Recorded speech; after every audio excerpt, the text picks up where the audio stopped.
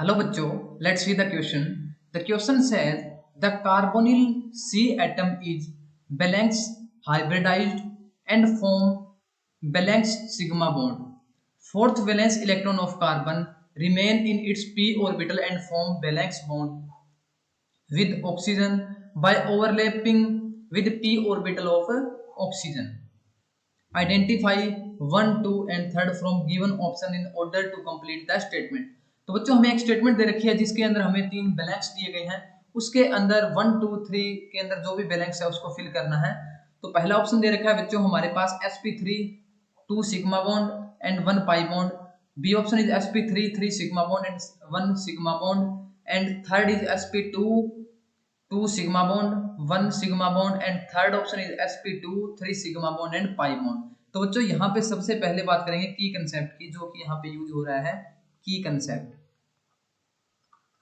That is structure of carbonyl compound. Structure of carbonyl group हम बोल सकते हैं।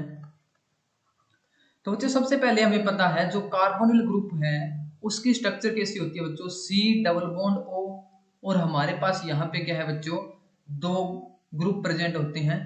तो यहाँ पे बच्चों ये क्या होता है बच्चों, एक सिग्मा बॉन्ड होता है, ये भी सिग्मा बॉन्ड होता है, एक यहाँ पे सिग्मा बॉन्ड होता है, एक यहाँ पे क्या होता है बच्चों पाई बॉन्ड प्रेजेंट होता है। तो यहाँ पे अगर हाइब्रिडाइजेशन निकाल लें, जो कार्बन एटम प्रेजेंट है कार्बोनिल ग्रुप के अंदर, अगर हम इसकी यहाँ पे हाइब्रिडाइजेशन निकालें तो हाइब्रिडाइजेशन हमें पता है बच्चों number of atom attached, number of atom attached plus हम क्या करते हैं बच्चों लोन पेयर, लोन पेयर। तो हम इसको कैलकुलेट करेंगे बच्चों तो क्या आएगा, नंबर ऑफ एटम कितने अटैच है बच्चों, यहाँ पे एक कार्बन है इसके साथ एक ऑक्सीजन यहाँ पे प्रेजेंट है और यहाँ पे दो ग्रुप प्रेजेंट होंगे, यानी कि टोटल हमारे पास क्या है 3 एटम है वो कार्बन के साथ अटैच्ड है। और लोन पेयर की बात करें तो बच्चों कार्बन पे एक भी लोन पेयर नहीं है, कार्बन यहाँ पे 4 बॉन्ड पूरे बना चुका है। तो यहाँ पे क्या आ जाएगा बच्चों 0 हमारे पास लोन पेयर होगा इज इक्वल टू 3। अगर हमारे पास 3 के इक्वल आता है तो जो हाइब्रिडाइजेशन होती है बच्चों वो कौन सी होती है, sp2 हाइब्रिडाइजेशन होती है। तो यहाँ पे जो कार्बोनिल ग्रुप के अंदर जो कार्बन एटम प्रेजेंट है वो क्या है बच्चों sp2 हाइब्रिडाइज है। तो जो हमारा फर्स्ट है उसके अंदर आ जाएगा sp2। अब नेक्स्ट के अंदर पूछ रखा है बच्चों कि इसके अंदर टोटल कितने सिग्मा बॉन्ड प्रेजेंट है। तो यहाँ पे अभी हमने देखे थे कि यहाँ पे एक सिग्मा बॉन्ड ये हो गया, 2 सिग्मा बॉन्ड ये हो गए, तो टोटल हमारे पास कितने सिग्मा बॉन्ड हो गए, 3 सिग्मा बॉन्ड होते हैं उसके अंदर।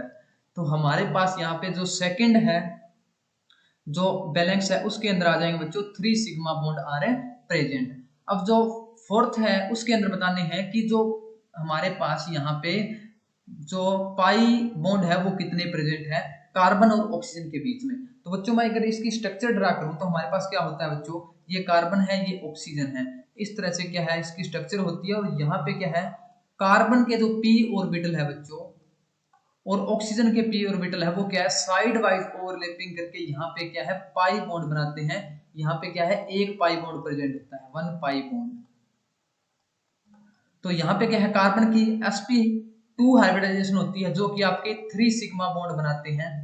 और यहाँ पे हमें पता है p ऑर्बिटल के अंदर कितने होते हैं, 3 होते हैं, यानी कि px एंड py है वो क्या है सिग्मा बॉन्ड बना लेते हैं। और जो pz आपका एक ऑर्बिटल बचता है कार्बन का वो यहाँ पे क्या है ऑक्सीजन के साथ क्या है, ऑक्सीजन के जो p ऑर्बिटल है उसके साथ क्या है साइड वाइज ओवरलैपिंग करके एक पाई बॉन्ड की फॉर्मेशन करता है। तो यहाँ पे क्या आएगा बच्चों एक पाई बॉन्ड।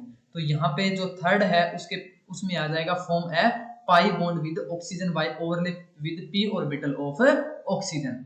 तो यहाँ पे अगर हम ऑप्शंस की बात करें तो sp2 हमारा जो फर्स्ट है उसके बाद में 3 सिग्मा बॉन्ड प्रेजेंट है और एक पाई बॉन्ड प्रेजेंट है, तो यानी कि डी जो आंसर है अपना वो रहेगा करेक्ट है, sp2 3 sigma bond and 1 pi bond.